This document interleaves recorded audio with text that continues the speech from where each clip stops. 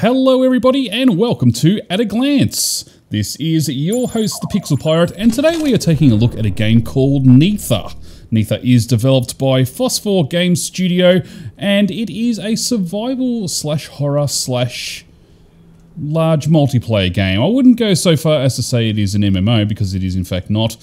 In fact, it does run on servers of a maximum of about 64 players, which is actually very refreshing for this style of game. Now, you might be looking at it and saying, wow, that is very dilapidated. It is I guess, a apocalyptic game whereby, you know, civilization is destroyed via various means, and you need to survive and or kill all the enemies. Now, it does have semi-permadeath, which is also quite interesting for this, I guess, large multiplayer game.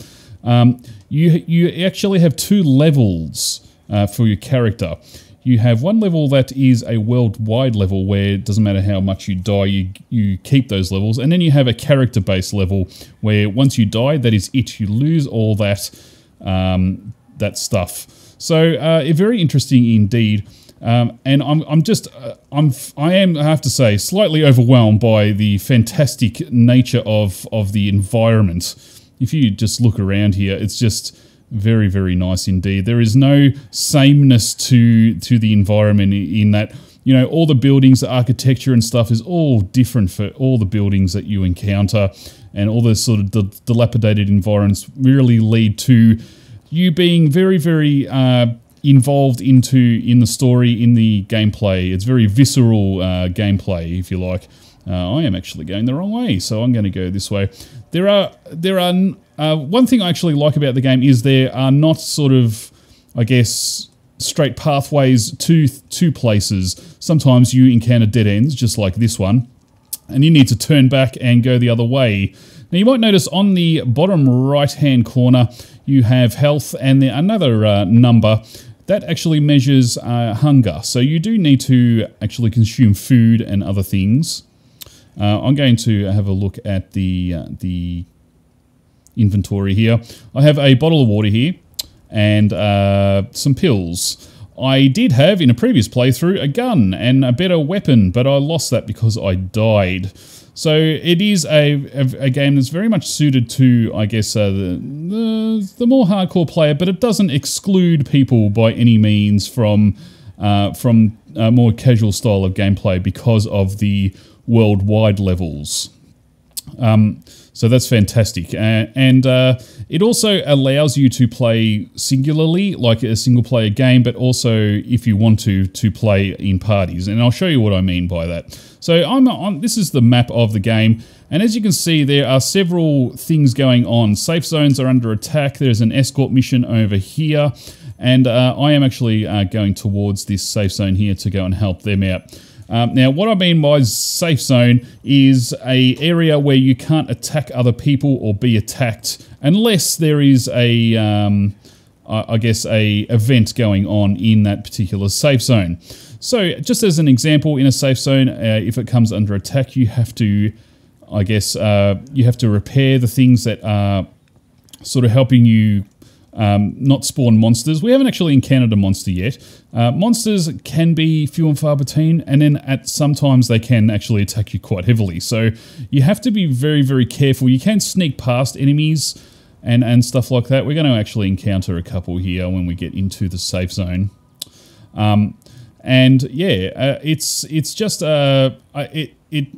instead of having, like, I guess, too many quests and things like that where you're going from A to B, killing X amount of enemies or delivering things, it breaks it up by having these events, actually similar to a game called Rift. So here is an enemy.